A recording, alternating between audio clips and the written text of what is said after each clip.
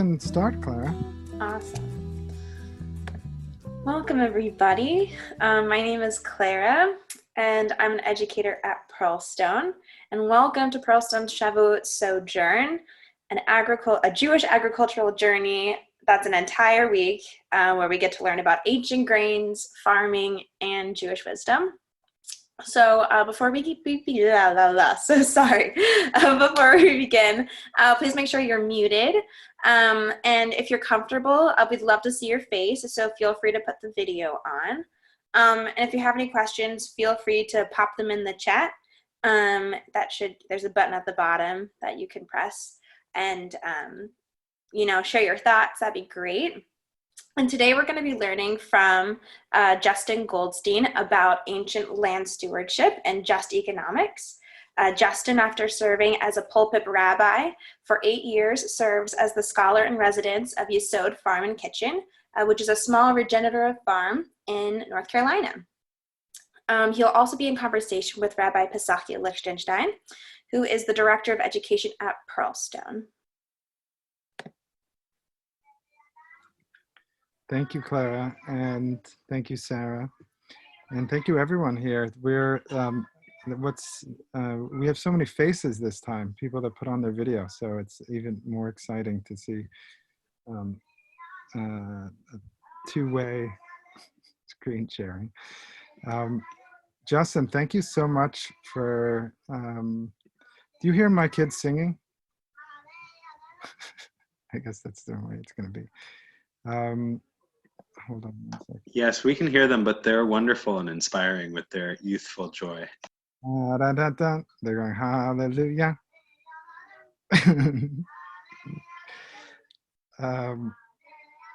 It's too cute that it's hard for me to focus, but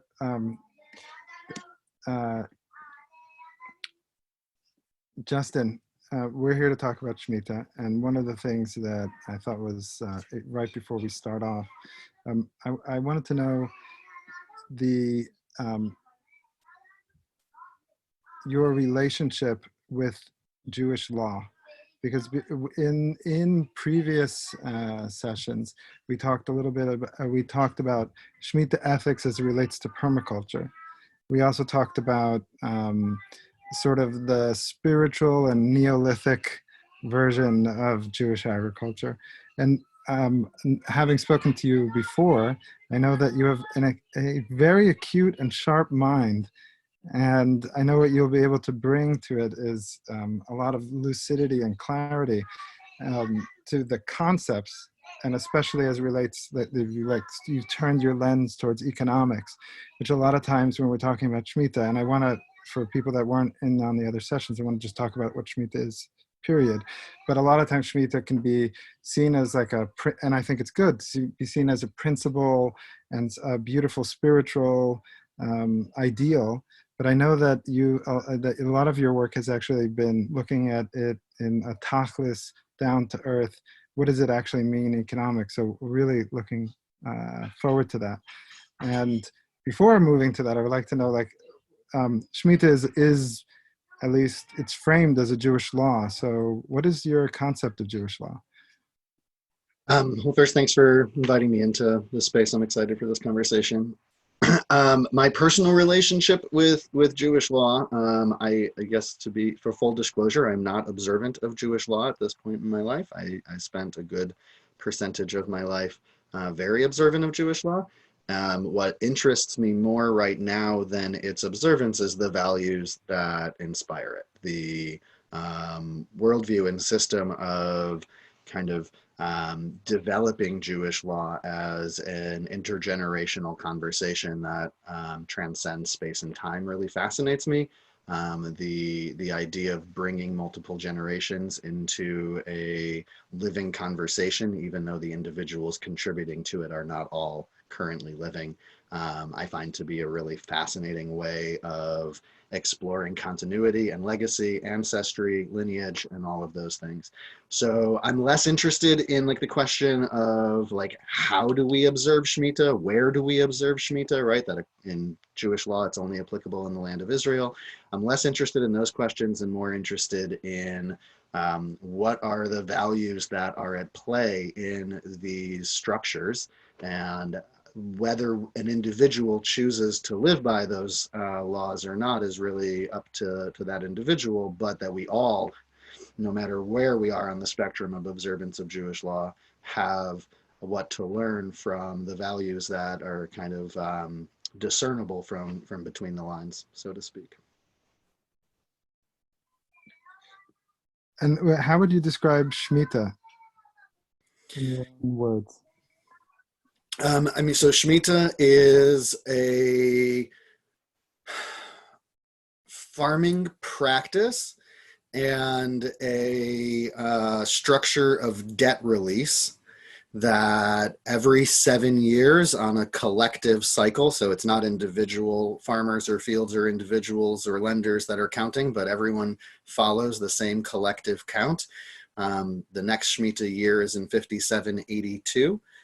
We're currently in 5780 for those who might not be as familiar with the Jewish calendar. And in that 7th year, farmland is required to stay fallow, and fences are removed, giving access to wild animals and also folks who are wandering around. There's all sorts of different elements, maybe not necessary to get into the details of how it is that we interact with the land, but primarily we do not sow, we don't plant to be harvested in that year, and there are limitations on the kind of interactions that we have with our growing food. So we're not pruning and thinning out and kind of as heavily engaged with the agricultural processes as we would be the other 6 years. And in addition to that, there is this economic side of Shemitah that releases individuals from debt. There are also mechanisms to allow for long-term debt because complex economic systems need long-term debt in order to thrive. And so that there are fixes put in place to ensure that economy does not stop completely. But it kind of worked as a type of short-term fix for growing economic gap. And this was practiced theoretically. We don't necessarily have historical record of Yovel being practiced, of the Jubilee being practiced, but after 7 Shemitah cycles, and then in the 50th year, there would be essentially a full economic reset that prevented land acquisition being utilized as a way of securing more wealth. And so Shemitah, I think on like a basic level, is a beyond the kind of legal application, gets us thinking about how do we interact as creative and productive beings with a creative and productive earth, and how does our creativity and productivity infringe upon the creativity and productivity of the earth, and how do we strive to live in some amount of balance with that. And likewise, on the economic side, how do our financial relationships with one another support or hinder our productivity and creativity, and how do we kind of find equity? My sense is both in terms of human interaction, in earth interaction, and in financial interaction, that the Torah is pushing us towards systems that are grounded in equity and empathy. And so Shemitah might be an example of finding both equity and empathy with our community and also with the land.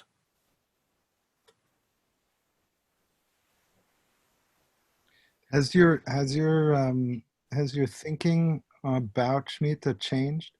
Has it evolved? Like, I know that you've been, I would say, chewing on these ideas for a long time. So can you trace like the journey of what Shmitah originally meant to you and how you developed that idea? Yeah, I think that for myself, and I don't think I'm alone, for people who have some type of connection with agricultural systems or with growing food or gardening or just some type of environmental awareness, the idea of our ancient ancestors having the inherent wisdom to create structures that acknowledge how our farming activity depletes the earth of nutrients and of productivity. I was really inspired by it from an agricultural place initially, and just felt proud of our lineage to have that wisdom. And so much happening right now. I know you already had a session in this week about the relationship between ideas of permaculture and Shmitah, for example. Through that development of kind of the more that people began focusing on connecting Shmitah to contemporary permaculture practices and such, the more it kind of started to fall apart for me and it felt artificial. And so in digging deeper into some of those core legal aspects of Shmitah and trying to understand how was this practiced, if it ever was, I started recognizing more and more that we can't focus on the agricultural side of Shmitah and ignore the economic side of Shmitah. I also would see a lot of social justice activists, specifically people who work in areas around just economies, focusing on the release of debt, and found that to be really interesting, and people comparing it to the student loan crisis and all of these different financial crises that we experience today, similarly finding that same pride in the wisdom of our ancestors to realize the value of debt release, but also recognizing that the comparisons and connections are limited, more limited than we make them, and there's an artificial kind of side to that. And the further that I delved into that frustration of how do we really deepen our understanding of these ideas so that we can not appropriate them and actually use them in integrity, I began to really be interested in the intersection between the two elements of Shmitah, and then began asking these questions: how could this have ever worked practically, especially the financial side? And realizing that, to me, the proof that it was practiced in some way is the fact that they had a legal mechanism to get out of debt release, right? Tells me that this was actually practiced in some way. And so I think in the last 5-6 years, my interest has really been more focused on what were the other structures in place, both agriculturally and economically, that allowed for Shmitah to happen. And what are the values that we need to engage in to make Shmitah a livable reality? And I also realized, there's a couple of members of the congregation that I served here in Asheville on the call right now. And so they'll know, like, I would talk about Shmitah to an annoying degree.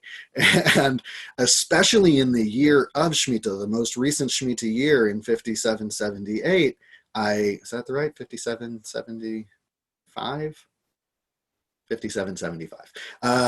And it kind of dawned on me as I was talking about Shmitah all year long, we really should flip it. And we should be talking about Shmitah in the 6 years that aren't Shmitah, and take a release from talking about Shmitah in the Shmitah year.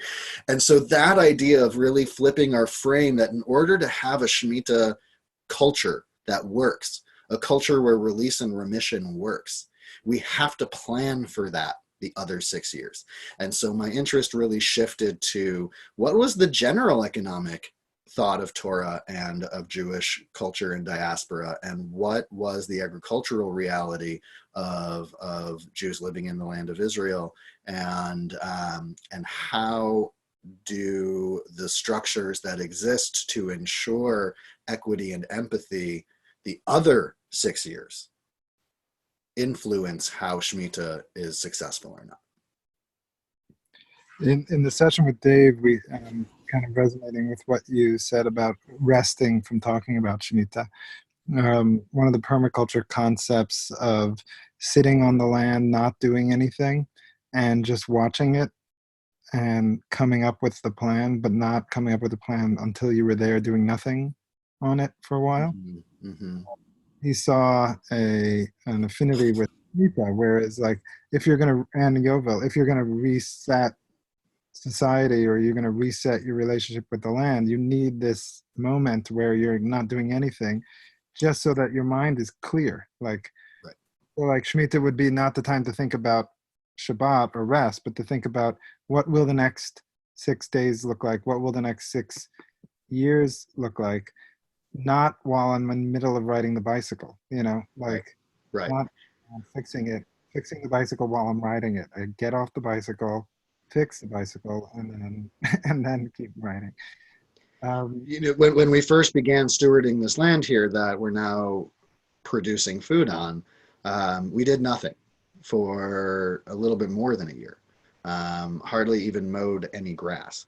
And the way that changed my personal relationship, and I think everyone who's been involved here, the way that changed our relationship with the land is incredible and palpable. And the amount of respect for the land to be able to do what it does on its own, and watching grass go to seed, probably for the first time since it was planted however many years ago, was a really moving experience, and has also influenced my thoughts on the world of Shmitah.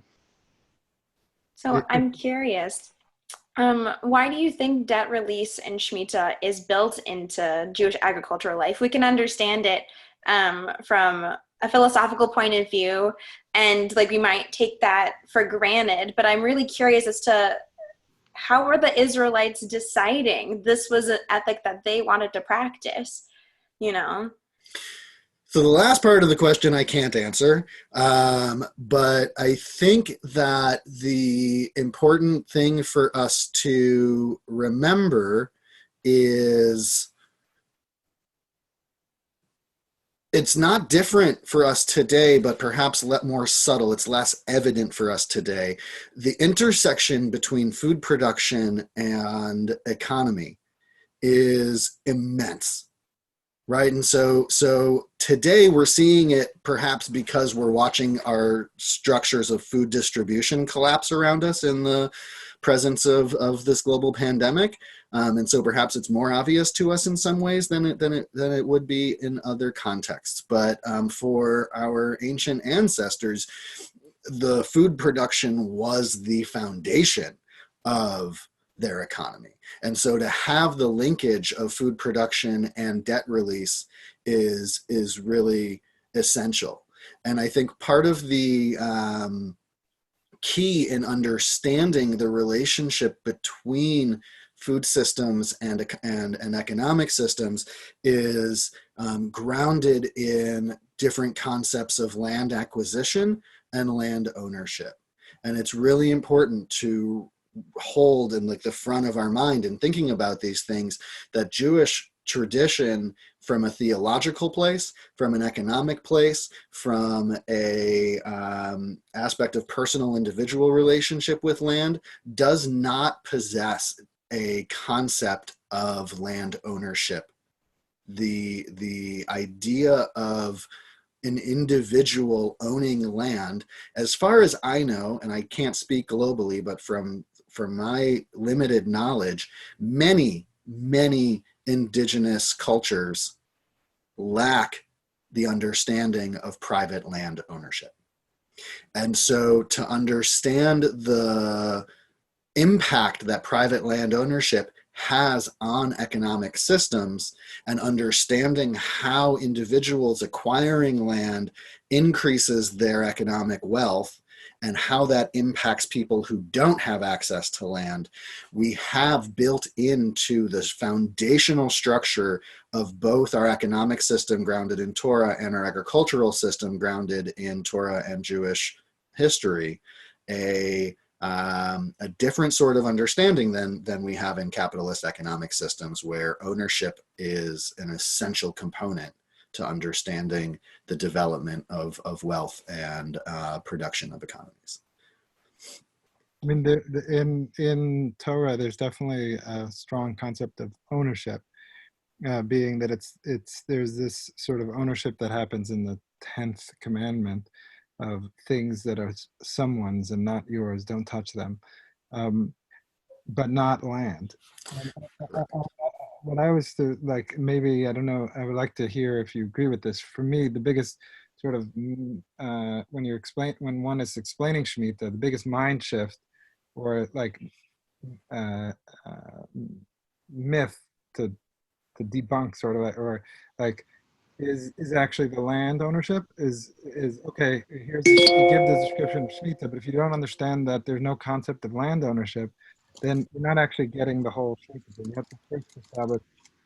Imagine you don't even have a concept that how you could possibly own land. How could you own land? You can't. It's totally out of your.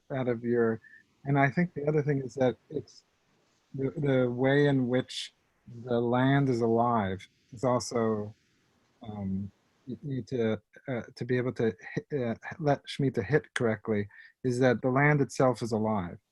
Those two things are like, if without them, then the structure of the laws are a little bit hollow. They don't actually have the meaning behind it, and it's like misunderstood. Is there another element that you think is essential to that? Yeah, I mean, I think there's actually there's a very subtle grammatical element of when Torah discusses our relationship with produce and our relationship with the earth itself. The Torah refers to produce as tevuatah, literally her produce, right? That the land that we steward to produce food, that food is not a product of our farm work. That food is a product of the earth, right? That the earth herself is the source of that production. I think is a really important, and it's subtle. It's this little kind of linguistic aspect, but I think it's a really essential. Language and culture are so intimately linked. The idea of decentering human productivity in the understanding of agriculture is I think a really essential part of a Shemitah culture that does not have perpetual ownership. And I'd also want to say, I think possession and ownership are two different things, right? Being in possession of something and having ownership over something are two different things. I think I saw a hand. Barbara, did you have a question? Oh, hold on 2 seconds. I'm sorry. Justin? Yep. Justin, how would you respond to Hillel and his difficulty? He was posed with the problem of debt forgiveness, restricting loans, and the poor farmers were desperate. So he did away with all of Shmitah. That was good then. That was good then, but it is not good now. He didn't do away with all of Shmitah. So what Barbara is referring to, in the first century, a mechanism was developed to deal with the negative impacts of debt release on a complex economy. And the idea of the debt release in Shmitah is that if I make a loan to someone else and I give them 10 years to pay it back, or however many years to pay it back, when the Shmitah year comes, that debt is released. So however much has been paid back up until that point, and it's important to remember that there's no charging of interest in these debts. Whenever that debt is, the amount of debt that has been repaid up until the Shemitah year, once Shemitah year comes, that debt is released. And that debt is actually released at the end of the Shemitah year, not at the beginning of it. And that's also an important component that I hope we can touch on later as well, because there's a misunderstanding there, I think, for many. The debt is released when the next Rosh Hashanah following Shemitah begins, not when the Shemitah year itself begins. So you can collect that debt during the Shemitah year, and that's an important component of, again, that system of equity and empathy in economics. But what Hillel created, it's called prosbul, which is a loan word from Greek, that allows for debt to be deposited with a court. A court, not being an individual, is not obligated in the laws of Torah. Therefore, the court can hold on to the debt during the Shemitah year and beyond. So this was not so much, this was actually an institution not to protect the lender, but to protect the person receiving the loan. And I know this is a little bit counterintuitive, but how does this work? If I'm a lender, then I'm not going to give a loan large enough that it's going to take more than 7 years to repay. Therefore, as someone who is receiving a loan, I'm not going to be able to get a large enough quantity of money to acquire a lease on land to produce my own food. Therefore, prosbul allows for me, the person receiving the loan, to get a larger loan and have more time to pay it back. So it's not an undoing of Shemitah, it is a creative way of ensuring that long-term debt, very large-scale lending can still happen.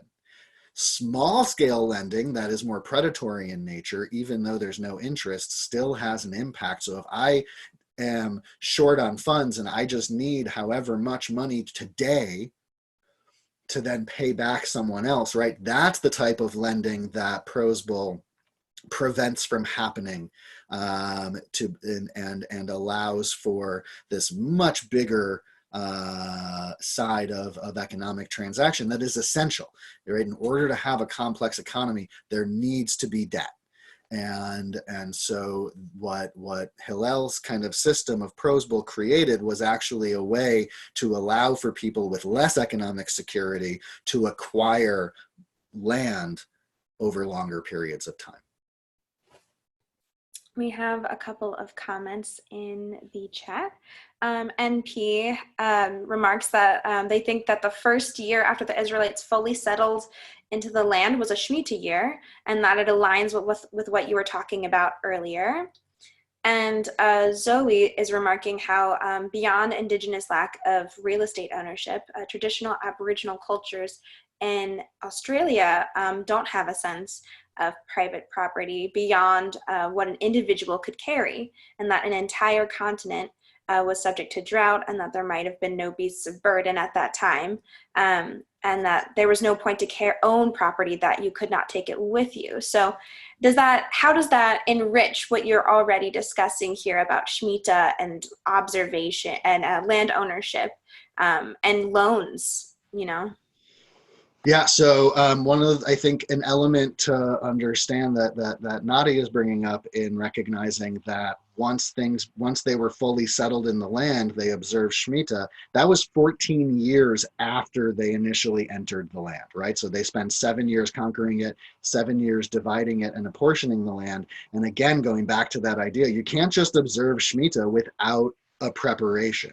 And so understanding how they related to each other based on that land allotment, who was producing what types of food, et cetera, is an essential element to having a successful relationship with enforced fallowness.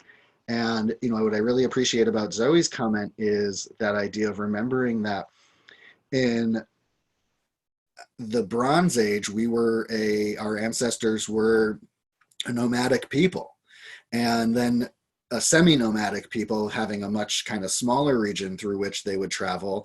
And that process of urbanization actually happened very early for us, not early in the terms of global history of urbanization, but in the sense of, I think we often think of ancient Israelites as a very pastoral, still semi-nomadic people, and that's not necessarily reflected in the archaeology of the land of Israel, that they became relatively stationary pretty quickly, and by the time you get to the late Iron Age, most Israelites are living in urban environments. And I put that in quotes because we have this image of urban as New York City, Los Angeles, these very, very large, massive cities.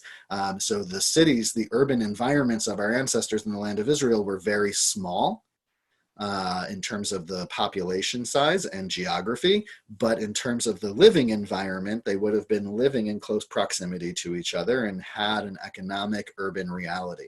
And then there is a whole host of traditions around land usage and urban planning in Torah, and what types of lands can be used for what types of production. And so the access to agriculture and to pasture was still a part of the urban landscape, but that idea of how does a culture not develop a sense of private ownership makes perfect sense. And I never really connected it before that comment. Makes perfect sense that when you have a nomadic heritage, private property is an anathema. I actually have something I could share about that. I visited a mountain in Colombia where the Kogi tribe is a Colombian tribe, pretty much untouched in a lot of ways by Colombia, or Columbus. And when my wife and I spent time with them, I was trying to tease out, and I think it has to do with this conversation, which is like economy and ownership, and economy runs even without ownership. That, you know, you could tease this apart, but I was trying to understand how I could see very clearly just from the social interactions and the way people, that there wasn't an ownership. And one of the, just in my, like, I'm just talking about a feel in my heart, it was more like, what is in my, and I actually talked to Sumaku, who was our friend there, about it. What is in my bag? They have like a bag, and what's in my bag, this little bag that I wear around my, like, that's not so much that I own it, more that it's private, right? Like, I'm not even claiming like ownership. What do you mean I own it? I don't own anything. I'm not a permanent structure in this world. I'm temporary. So for me to own things is kind of like hubris. But in my bag, like, don't go into my bag. That's my private things. And everything else was kind of like, yeah, I built this house, but yeah, I couldn't tell you you can't sleep there. I mean, if you needed to sleep, I should allow, you know, I grew this stuff and I cooked it, but it's really would be weird for me to say like, no, it's all mine, you can't have any. Like, I still need to share, but the stuff in my bag, like, that's private. Like, I should have some private things. And I noticed that it was a little different than like, I own this, as opposed to private and public. That was just like a visceral feeling.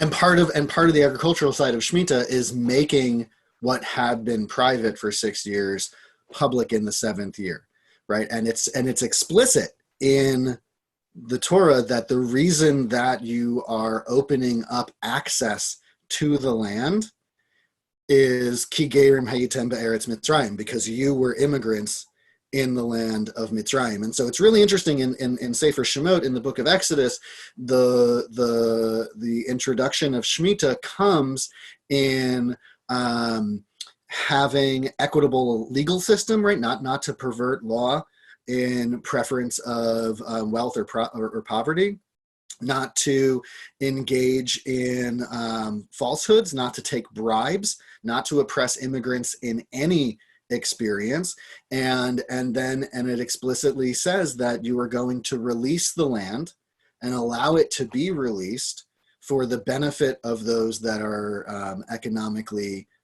insecure. And in Sefer Vayikra, in the book of Leviticus, it uses this language of security, right? This idea of v'yashavtem al haaretz levetach, that you're going to be able to live on the land with a sense of security. And it also explicitly states that one cannot own land or sell land in perpetuity because the land belongs to God. Why? Ki gerim v'toshavim atem imadi, because you are immigrants and temporary residents with me.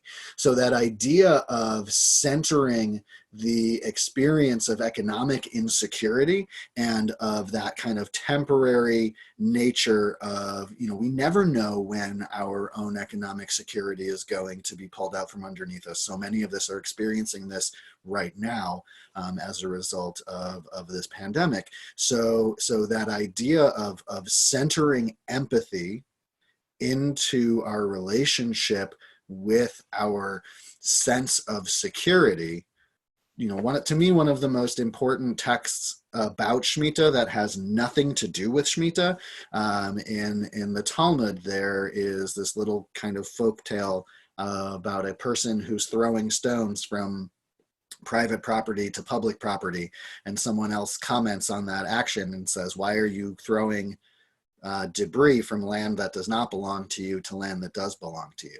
Flipping that notion, like the commons belong to all of us. Private property only belongs to you for the moment that it does. And so that idea of centering the experience of immigrants and the poor in our conception of how, why, and for whom are we growing food is really essential. And again, remembering that food is the foundation, food distribution is the foundation of most economies. We have a comment. Jokingly quoting Jack Kerouac. I'm not pronouncing that right, but thank you. If you own a rug, you own too much. But to further go off of what you were talking about our food distribution system and how Shmitah can provide insight into that. So our current situation right now is very different, and a lot of our food production and our food system is in some ways collapsing, in some ways being enriched by local farmers, people who are part of food sovereignty movements, who are making sure people in their community are being fed. Yeah. But how can Shmitah really bring new concepts to this system that's kind of crumbling? How can we rebuild from this in a way that is more just? And what can we learn from Shmitah about that? So I'm going to share a little screenshot really quick.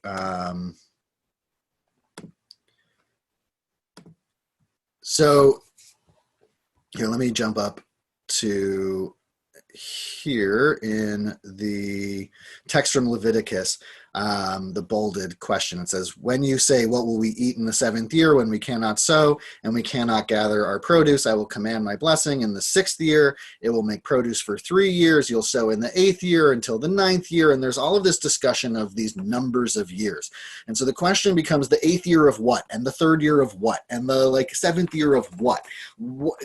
Are we just talking about an arbitrary counting of time for the sake of counting Shmitah, or is there something else? And so I tried to kind of create this little graphic here of what years, that the 8th year is really the 1st year, the 9th year is really the 2nd year, and what we're dealing with is the system of tithing, right? So the Shmitah cycle is laid out over a 6-year cycle of tithing. And there are 3 different tithes that were given. The first tithe was given to the Levi'im, the Torah says, in exchange for their service. The second tithe was given to oneself. Whatever food you grow, you take a certain percentage of that food and you take it to Jerusalem and you eat it in community when you are in Jerusalem for pilgrimage festivals. And then the third tithe was given to the vulnerable in the community, which included the Levi'im because they didn't have access to land. But the Torah also specifies the immigrant, the orphan, the widow, and not to exclude others, but to include people who are experiencing economic hardship. So this kind of cycle laid out shows us which tithes we're giving in which parts of the Shemitah cycle. And you'll notice that we are always giving tithes to the Levi'im. There is always a Maaser Rishon, always a first tithe, every year of the Shemitah cycle. So supporting our communal institutions in exchange for the service that they provide is an essential component of this. We also see that we're giving tithes to ourselves in the first and second and the fourth and fifth year of this cycle, and giving tithes to the economic and food insecure in the third and sixth year. Right? So the idea then of recognizing if we let our land stay fallow in the seventh year, it's going to take until the second year of the next cycle for things to be fully back into their productivity.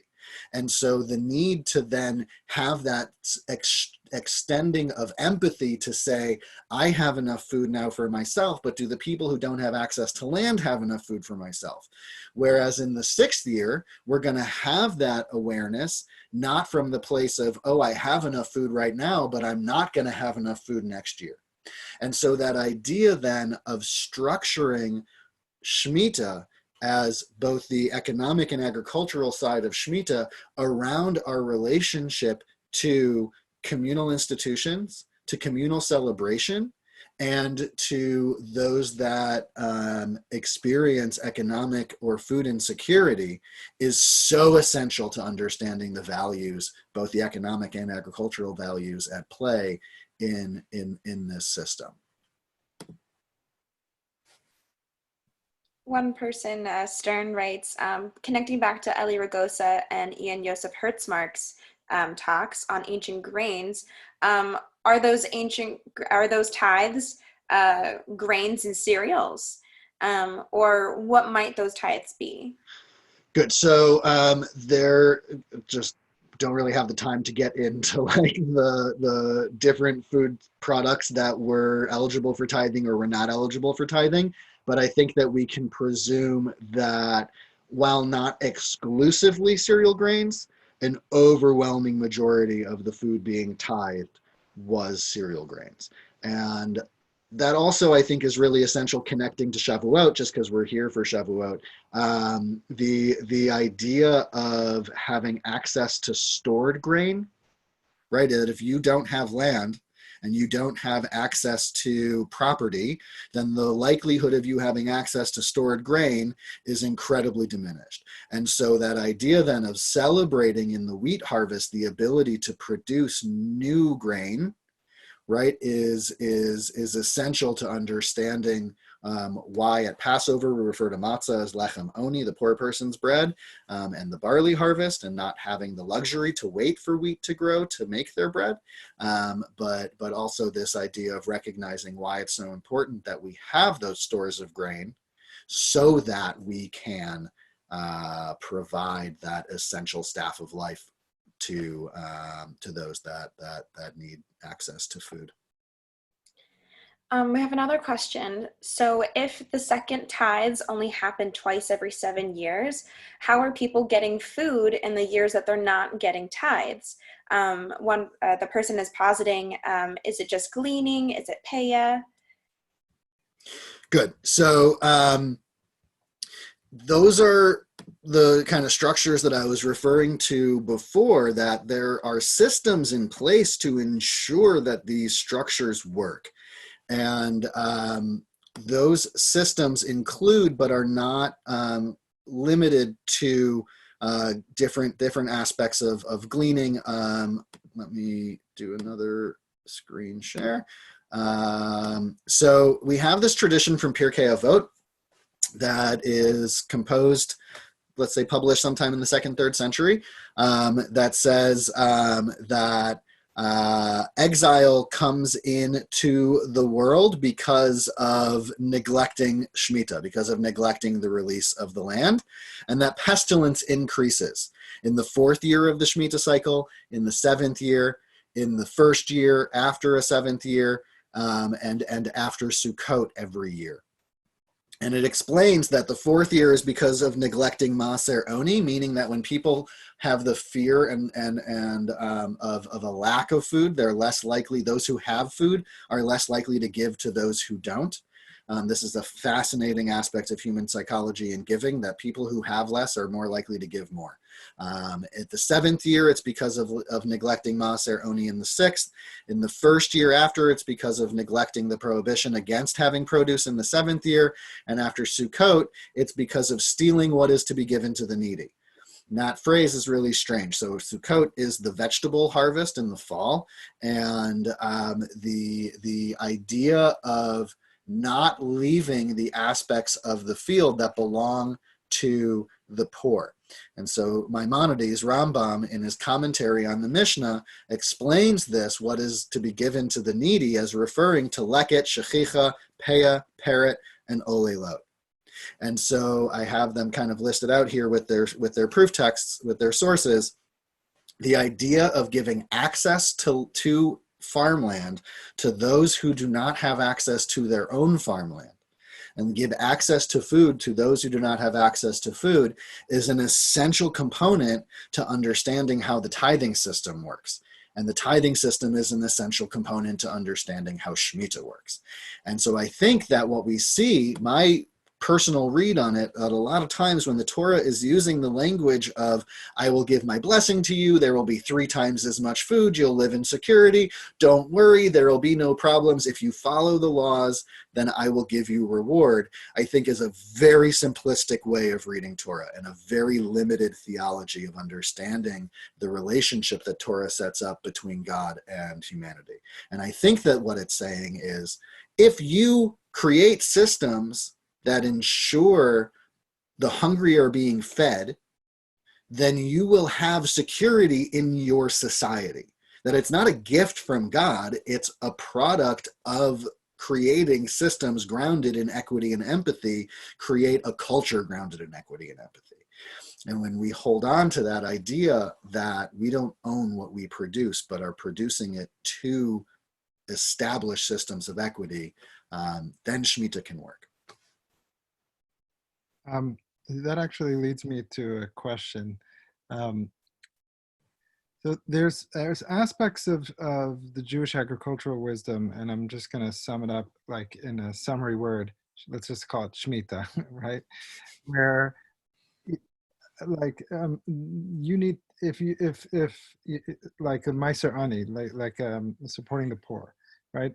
So generally, it's not true for everyone, but generally nowadays people will understand that you can't have a system that just, neglects the food insecurity. And a lot of people will say, yes, you mean these are systems. There's different ways to make that system. Like, it doesn't have to be that they have to be in the field to glean.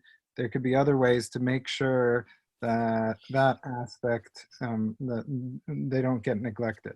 There needs to be public services. So there's a link between needing to support Kohanim and needing to support judges or libraries. And there's these affinities between the way people handle things nowadays and sort of the Jewish agricultural wisdom. And I'm curious, especially from the economic lens, is there aspects of Shmitah or the Jewish agricultural wisdom that you would say is still, even after thousands of years, wholly not represented in the modern mindset? We're still they're not this one-to-one core, like, yeah, okay, so let's try to help. There are aspects of it that are completely a unique contribution to the general understanding nowadays of these ideas. I don't really know if I can answer that question. I just out of my, I will often say I know a whole lot about a very, very, very small amount of things, right? So I really don't know about like if it's a unique contribution in the world or not, just because I'm unfamiliar with other cultures, right? So I think that well, how about to our mindset, a unique contribution to our modern, like one interesting thing that came up in Khadijah's session was that when talking to Jewish agricultural environmental educators was that there was a couple of the mitzvot that made it into the teachings, and these were the ones to teach, and then there were just a whole bunch that didn't. And she Right. found that surprising why there were these ones do, and there's other rich stuff. So she wanted to, that was something. So just to our mindset, not to like the entire world, but like what are things that we still haven't understood from Shmitah? I think we view tzedakah as our mechanism of giving. And our tradition has structured giving that is different than tzedakah. And part of it is tithes. And we don't do tithes because it's one of those laws that is applicable only in the land of Israel. But also coupled with that, in addition to tithes, there were other social structures, other safety nets. So I think that the part that we are still missing is, I think we still very much have a culture of lack and fear of lack. And Shmitah, I think, is trying to encourage a culture of, I don't know if I want to say abundance per se, because that just feels like too much of a kind of new agey catchphrase right now, but a culture of recognizing that the experience of security and safety is in our hands. And that if we have structures and systems in place that encourage empathy and equity, then we can weather drought, and we can weather flooding, and we can weather plagues, and we can weather all of these unseen and unforeseen circumstances. And so I see that Myrtle had a question in the chat box about kind of connecting this to our experience of the economic challenges that so many are experiencing because of the global pandemic. And the idea of remembering that Shmitah doesn't exist in the seventh year, separate from the other 6 years of the cycle, but as a product of the security that we're able to establish in those other 6 years. And so what I'm very curious about is why, in a pandemic that has impacted nearly every country on the planet, do we see one major industrialized nation staging protests against public health measures? And it's not, I really feel very strongly, I actually have personal relationship with people who have participated in some of these protests. I don't think a majority of the individuals who are going out to these protests are doing it because they want haircuts and to go to bars. They're doing it because their conception of liberty and freedom is tied up in the ability to work. And when you have a government infringing upon that liberty by saying you don't get to do your job, that is taking food out of their children's mouth. Other industrialized nations are more likely to have structures in place to provide economic support that we don't have in this country. And we don't have them in this country for other reasons having to do with our conception of capitalism and our conception of liberty and freedom. I don't want to get into that right now and whether that's good or bad. But that idea, I think that what Shmitah really has to offer us, that we have not figured out as a culture and as a people, is how to move outside of the tzedakah mindset and into the mutual aid, collective well-being mindset. And that Shmitah only works if we have systems of mutual aid every year, all year. So that when we all experience the lack, it again encourages that empathy. And so to me, part of that idea, the wisdom of this is experiencing relative insecurity when the rest of the cycle, the other 6 years, you might have more security, might be designed, engineered to encourage empathy for people who experience that insecurity all the time. Awesome. We are happy to continue to talk, but in case you need to jump off, since we've come to the hour mark, I just want to say thank you all for joining us. We'll still continue to have a Q&A and talk more, but in case you didn't already know, there are many more awesome speakers in this Shavuot Sojourn, and we hope you can make it. The next lecture is a conversation with the Jewish Farmer Network.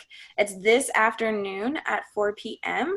And you can register for this session or any of our other sessions on Pearlstone's website at pearlstonecenter.org/Shavuot 2020.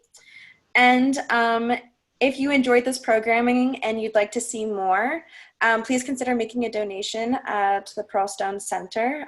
You can find it online on our website. And also, if you enjoyed this session as well, please consider signing up for the Hamotzi Bread from Earth. It's a network of people freely sharing seeds and resources, and it is inspired by ancient Jewish earth-based traditions. And you can find that at pearlstonecenter.org/Hamotzi. But we still have some more questions in the chat, so we'll keep going. Zoe writes, how much did the Shmitah system support the population increase? And was there a point at which this culture might have reached a level of population where the Shmitah system fell apart or lost its ability to function? It's a really great question. And whenever I've been in kind of large group conversations about Shmitah, it is inevitably something that gets raised. This is all good and fine for a very, very, very small population of semi-nomadic desert dwellers in the ancient world. How could we possibly do this today? So, and again, kind of going back to Hillel's establishment of prosbul, the way of depositing debt with the court so that you can have long-term loans. My sense is that's around the time that things began to fall apart, was the size of the population got to be so large that the economy got more complex than it had been previously. And so there needed to be adjustments made. But I think that to me, one of the fascinating things is especially as we have had smaller populations in the land of Israel of Jews in the past, there have been times that we've kind of lost count of the Shmitah cycle or had disagreements about where are we exactly in the Shmitah cycle and how have we maintained counting this cycle for so many generations when we haven't always had as reliable of systems in place to keep the memory alive. And the tradition has been trust the farmers. That the farmers have taken this tradition very seriously and have continued to practice it even in times of very small Jewish populations in the land of Israel and obviously under no Jewish authority over the residents of the land of Israel.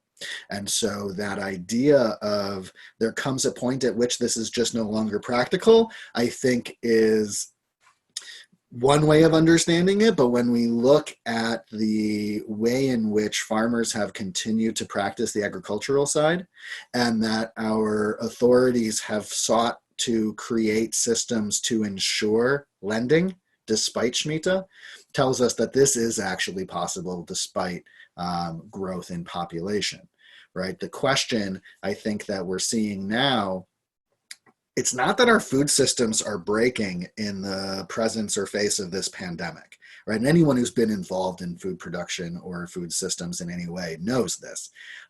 The food systems have been broken for a very, very, very long time. It's just very obvious right now because the systems and structures that we have protect producers, not consumers, and they protect owners and bosses, not workers, right? And so that idea of Shmitah doesn't work when you center wealth production over food production.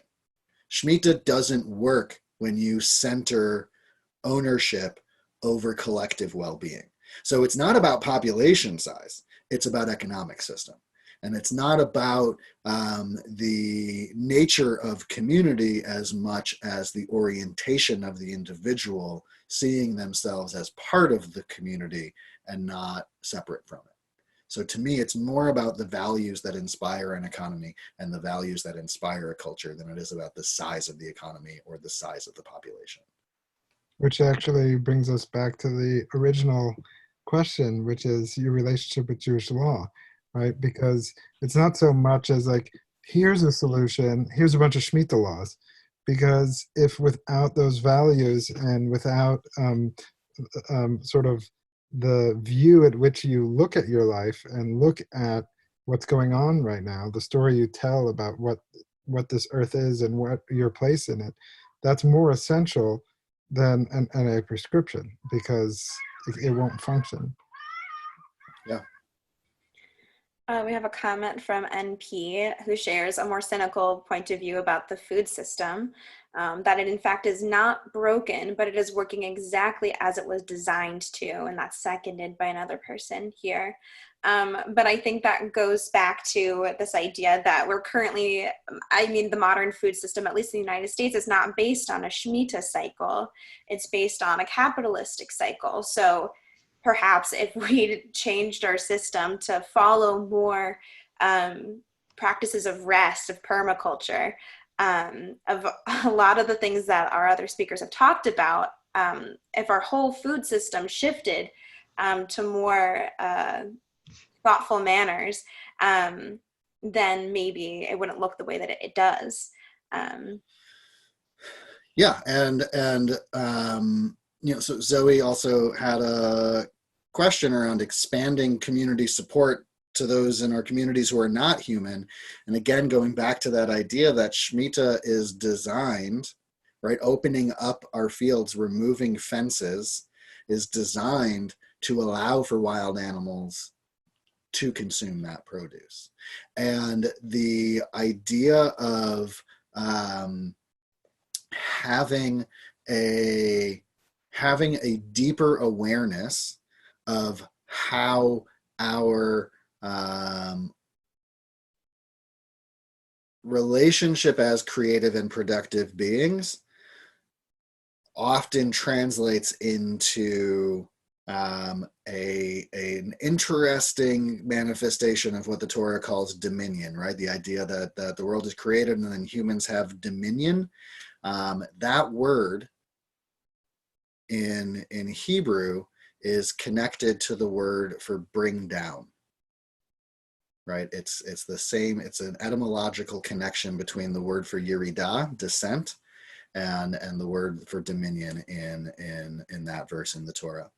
And another application of that word is to scrape something out, right? That it's important for us to hold on to that kind of nuance that the Torah is telling us, that part of our relationship with being in a sense that we have dominion leads to its destruction.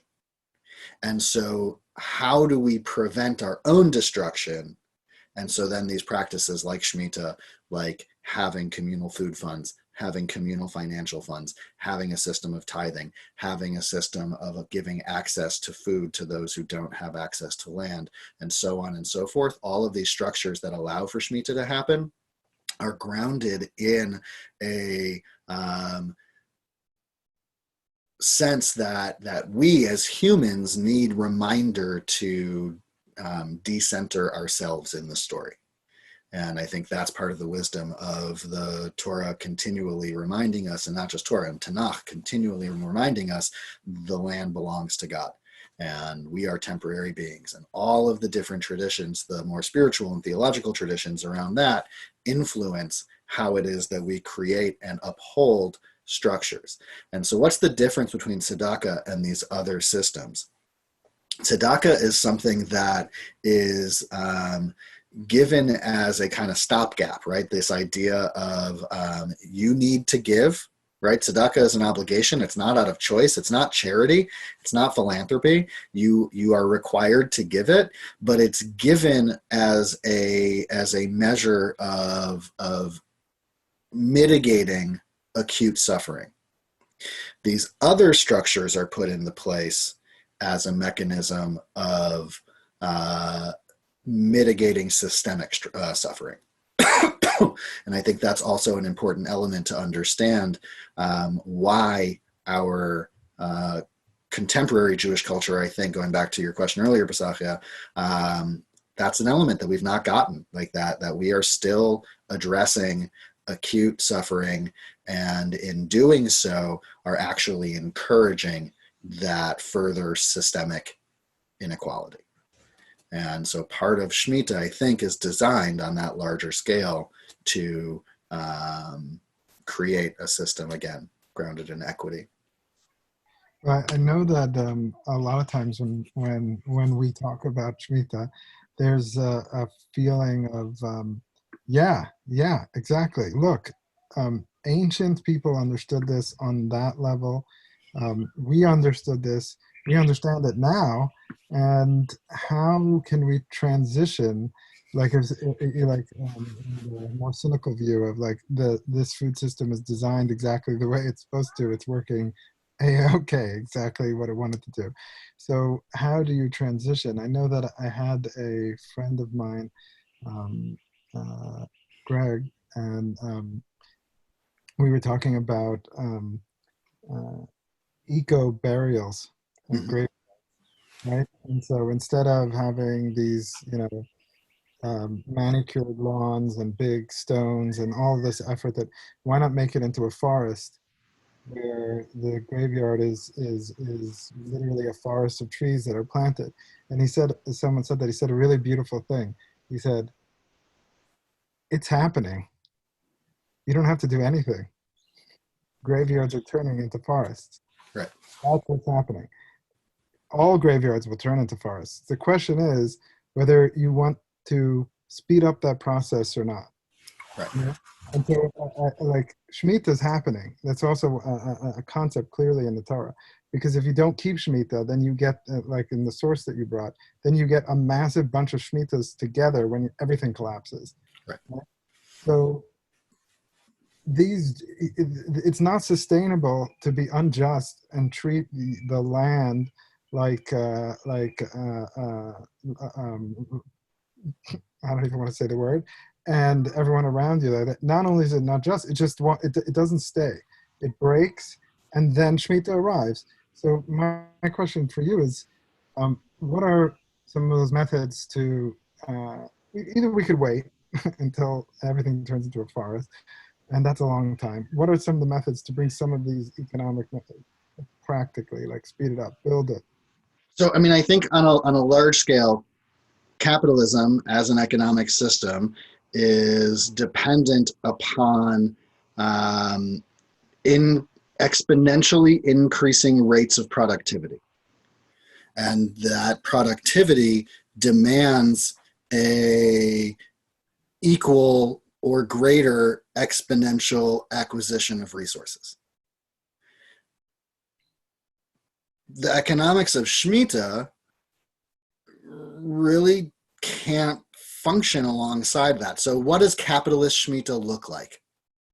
Capitalist Shmitah in contemporary Israel looks like importing soil from another country and growing in pots because you can't grow in the soil of the land of Israel. So let's take soil from somewhere else and grow in that. Using synthetic materials or hydroponic because you're not growing in soil.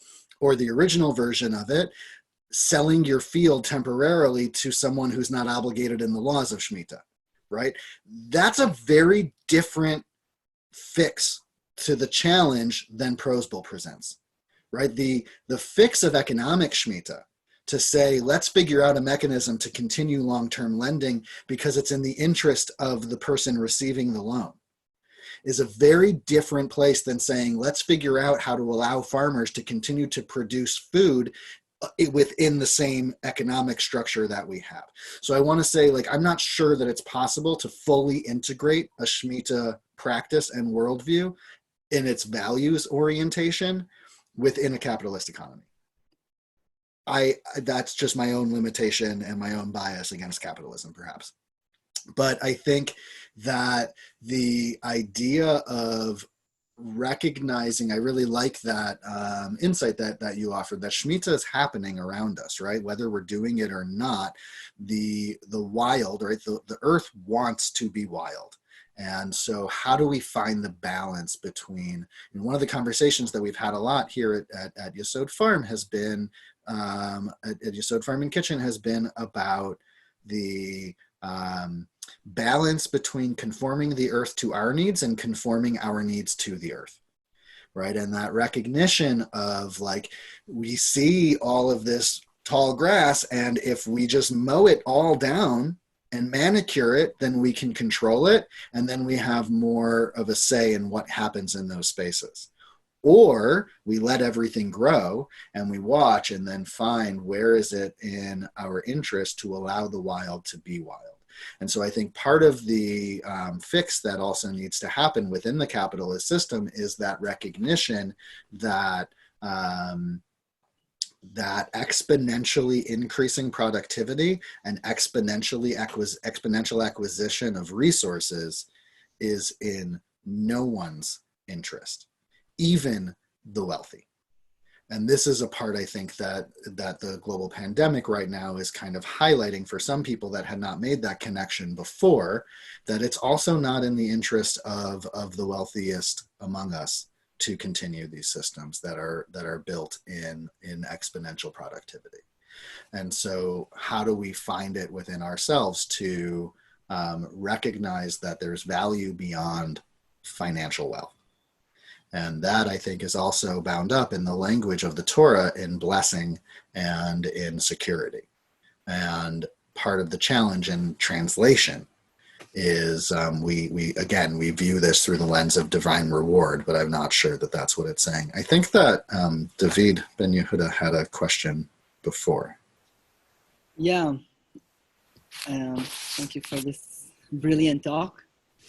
I wonder, like, we're talking about Shmitah and Yovel as kind of, like, for me, Messiah time, like ideal world, right?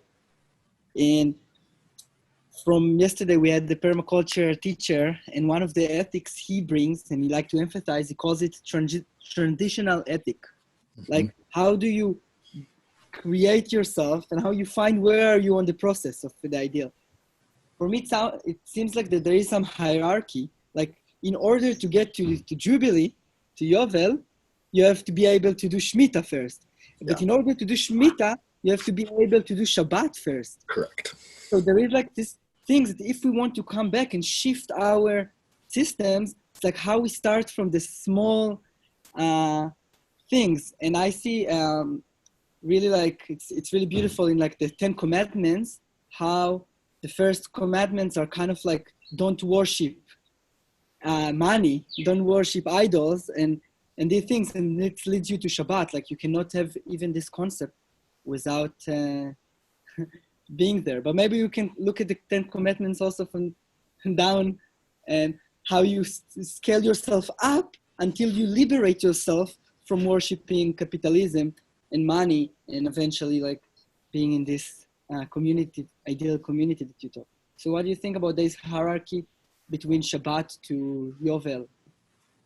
I think that's brilliant, and it's essential. And in Sefer Shemot, in the book of Exodus, when Shmitah is introduced, it is introduced in at the same.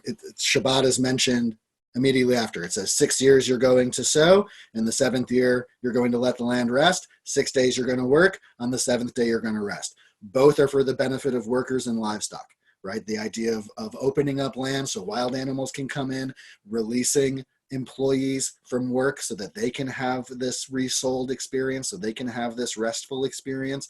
The idea of centering rest and release as a part of our communal interactions is completely essential.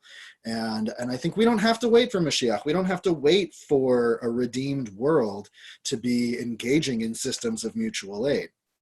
We have I think we've also kind of fallen into this false dichotomy of it's either entirely private enterprise or entirely government structures that are going to be responsible for supporting us.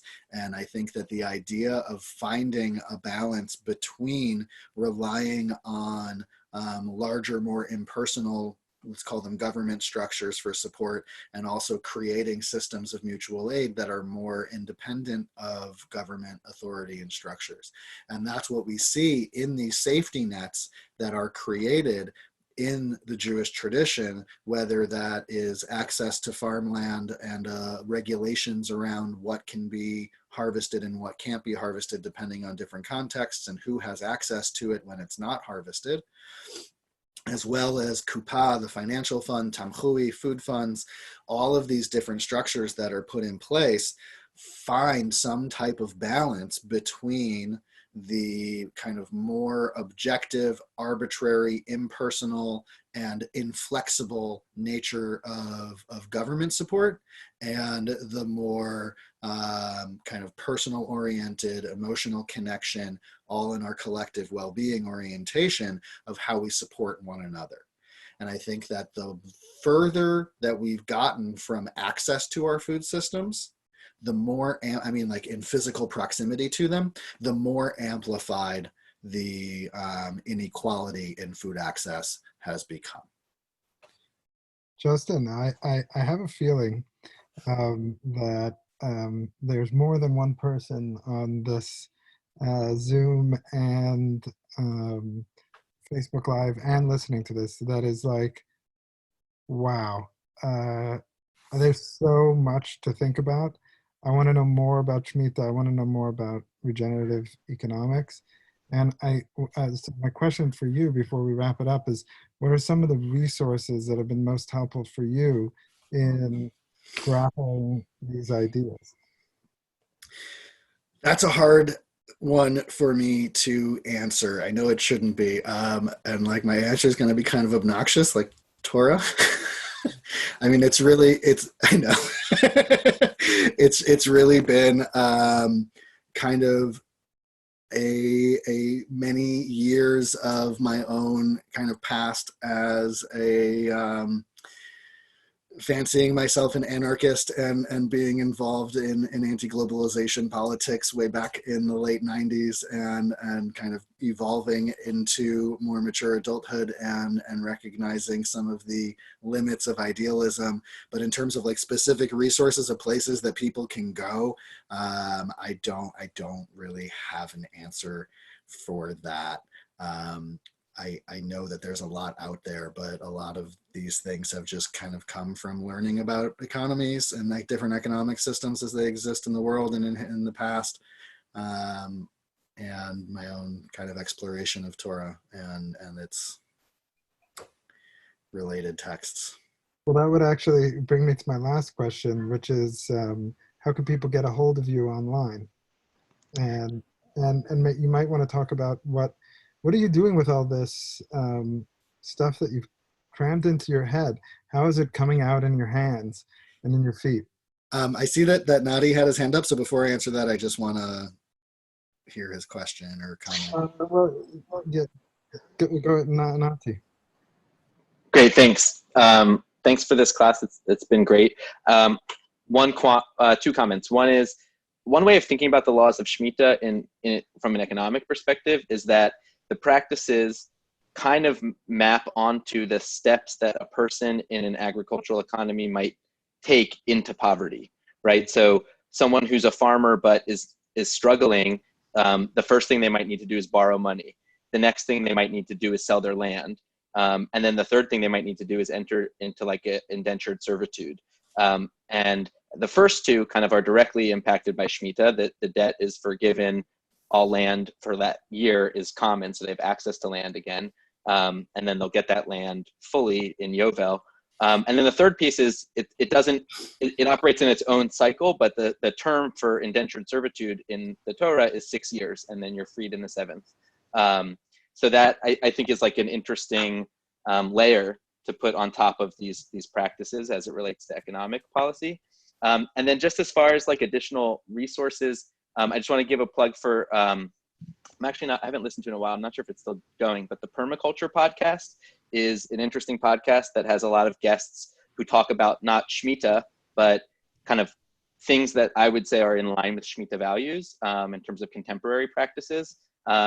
And one book that might be of interest is called Sacred Economics by Charles Eisenstein, that also kind of like reframes our relationship to money, or kind of gives us ideas of thinking about money in ways that align with Shmitah values, but very much in today's contemporary context.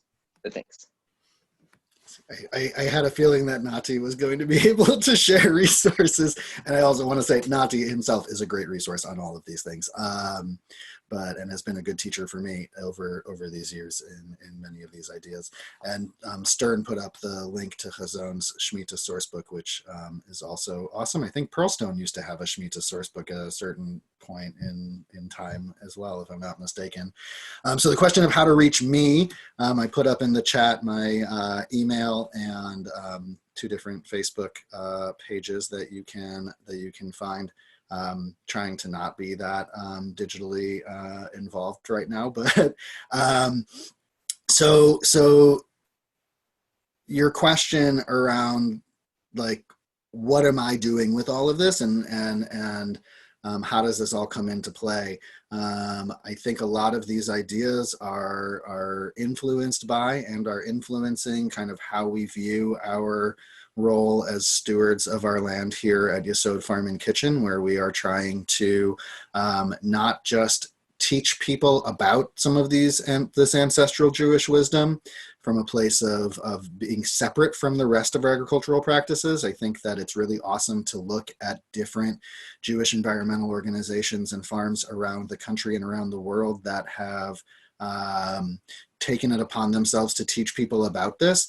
And there, in many cases, is somewhat of a gap between having the educational side of these practices and then the reality of needing to maintain a production farm that we can't always, practice these things in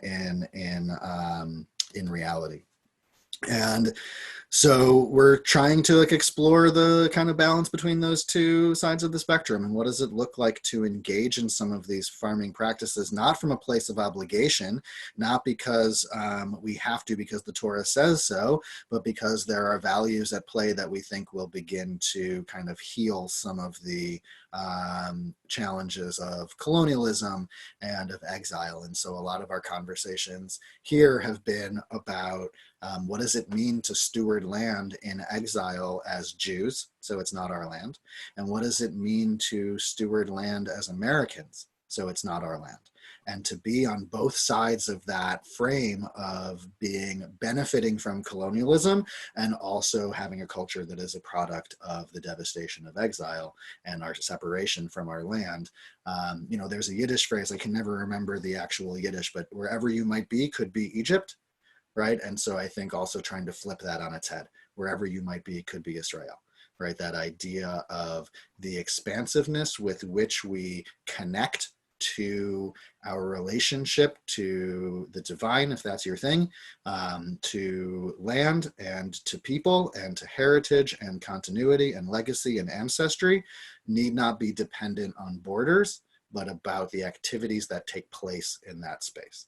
And just like we kind of have this ideal view of what Israel could be, and we are striving as a people to live up to the best of what we hope it might be, that idea of not limiting it to what is applicable in the land, but to try and focus on these principles. So in reaction to the coronavirus pandemic, we really shifted our priorities substantially here. Our initial plan was to kind of do a lot of teaching and educational classes and try and gather people in Western North Carolina and the Southeast into these experiential opportunities and engage in ancient ideas and to apply them in contemporary farming.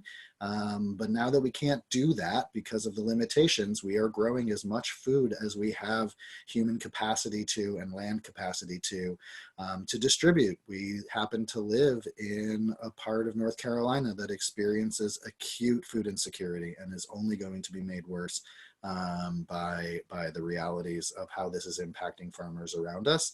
And so trying to live up to the best values of Jewish heritage and Jewish culture, and also learn from the wisdom of the white American farmers that have been farming this land for the last 200 plus years and have a deep, deep, deep connection, and their culture of Appalachia has really emerged and evolved through their relationship to this ecosystem, as well as, to the best of our ability, to learn wisdom from the Catawba and Cherokee people who stewarded this land before colonialism, and also from our own ancestral wisdom. And so a lot of my own personal ideas have been influenced by the people that I'm farming and teaching and learning with, and I hope vice versa.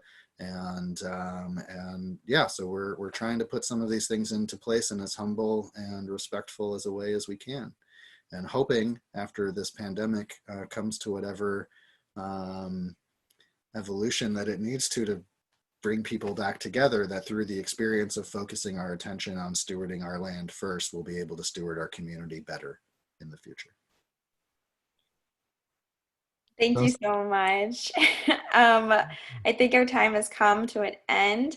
One last plug for the Jewish Farmer Network, who is launching a seed pod that's based on Shmitah. It's a remote community of practice, and you can go to the jewishfarmernetwork.org/seed pods to find it. Thank you so much, Rabbi Justin Goldstein. This has been enlightening. Just Justin. Thank you, Justin, for making this happen. And Pasahia, last words. I wanted to say that Yusod Farm and Kitchen, the next session is with Shani and Sarah, Yusod Farm and Kitchen and Jewish Farmer Network. That's coming up at 4 p.m. And if you can't be there in person to learn from these two awesome women, definitely watch the video after. They are incredible, and the Jewish Farmer Network is going to be a great contribution to the Jewish people. Thank you all for inviting me. Thanks for coming. Thank you.